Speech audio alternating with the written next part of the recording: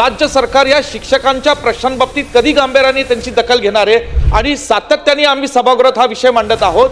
आम्ही या शिक्षकांच्या वेदना पाहतोय, त्याच्यावर कुठेतरी मार्ग काढला पाहिजे, निर्णय घेतले पाहिजे सरकारने। नाहीतर नुसता शिक्षकांना फसवण्याचं काम चाललंय, योग्य नाही। आम्लपित्त व पोटाचे विकार, छातीत जळजळणे, पोटात जळजळणे, घशाला आंबट पाणी येणे, डोके दुखणे, पोट फुगणे, पोट गच्च होणे, गॅसेस, 2-3 वेळा शौचालयात जाऊन देखील पोट साफ न होणे, IBS, कोलायटिस, मूळव्याध, फिशर, भगंदर यावर विशेष आयुर्वेदिक उपचार। तर आजच संपर्क करा विजयी भव आयुर्वेद, नेवरी तालुका कडेगाव, जिल्हा सांगली।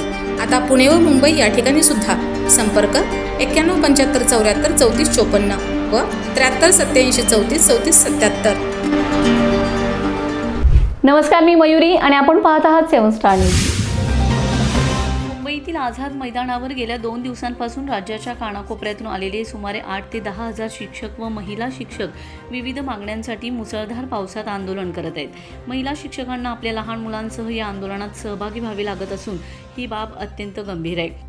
शासनाने त्यांच्या प्रश्नांकडे तातडीने लक्ष देऊन न्याय द्यावा अशी जोरदार मागणी आमदार डॉक्टर विश्वजित कदम यांनी विधानसभेत केली। सभागृहात या विषयावर बोलताना आमदार डॉक्टर कदम म्हणाले की अधिवेशनाच्या मागील सत्रातही हेच शिक्षक आंदोलनाला बसले होते, त्यावेळी शासनाकडून त्यांच्या प्रश्नांवर सकारात्मक मार्ग काढण्याचे आश्वासन देण्यात आलं होतं। मात्र त्यानंतरही कोणतीही ठोस कार्यवाही न झाल्याने शिक्षकांना पुन्हा एकदा आंदोलनाचा मार्ग स्वीकारावा लागलाय। केवळ पोकळ आश्वासने देऊन शिक्षकांची अशी फसवणूक करू नये। शिक्षकांना आपल्या न्याय हक्कासाठी सातत्याने आंदोलने करावी लागत आहेत, त्यातच त्यांच्यावर शैक्षणिक जबाबदाऱ्यांसोबत TET परीक्षा आणि इतर प्रशासकीय कामांचा मोठा भार सोपवण्यात आलाय। या दुहेरी परिस्थितीमुळे शिक्षकांवर प्रचंड मानसिक ताण निर्माण होत असल्याचंही त्यांनी सभागृहाच्या निदर्शनास आणून दिले। शिक्षकांच्या या विविध प्रलंबित मागण्यांकडे शिक्षण मंत्री आणि राज्य शासनाने गांभीर्याने पाहण्याची गरज आहे। केवळ वेळकाढूपणा न करता त्यावर तातडीने सकारात्मक निर्णय घेऊन आंदोलक शिक्षकांना न्याय द्यावा अशी मागणी आमदार डॉक्टर विश्वजित कदम यांनी शेवटी केली।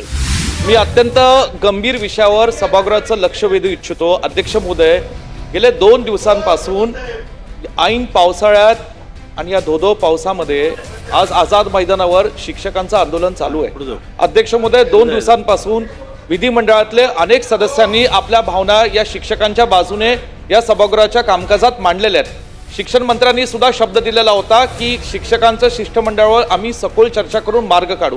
अध्यक्ष महोदय, मागच्या अधिवेशनाच्या सत्रामध्ये सुद्धा हे शिक्षकांचं आंदोलन असंच आझाद मैदानावर झालेलं होतं। अध्यक्ष महोदय, जवळजवळ 8 ते 10 हजार शिक्षक ही महाराष्ट्राच्या कानाकोपऱ्यातून आलेली आहेत, त्यात महिला शिक्षक मोठ्या संख्येने आहेत आणि काही महिला शिक्षकांना आज त्यांची लहान मुलं बाळं घेऊन सुद्धा आंदोलन करावं लागतं। राज्य सरकार या शिक्षकांच्या प्रश्नांबाबतीत कधी गांभीर्याने त्यांची दखल घेणार आहे आणि सातत्याने आम्ही सभागृहात हा विषय मांडत आहोत। आम्ही या शिक्षकांच्या वेदना पाहतोय, त्यांच्या आज जो काही शैक्षणिक कामाबरोबर इतर कामाचा भर त्यांच्यावर पडतोय, त्यांचा जो ताण येतोय, TTEचे प्रश्न, असे अनेक विविध त्यांच्या मागण्या आहेत। ह्यांच्यावर तातडीने सरकारने, शिक्षण मंत्र्यांनी गांभीर्याने दखल घेऊन जी चर्चा काल होणार होती झाली असेल, त्याच्यावर कुठेतरी मार्ग काढला पाहिजे, निर्णय घेतले पाहिजे सरकारने। नाहीतर नुसता शिक्षकांना फसवण्याचं काम चाललंय, योग्य नाही। Bureau report 7 star news.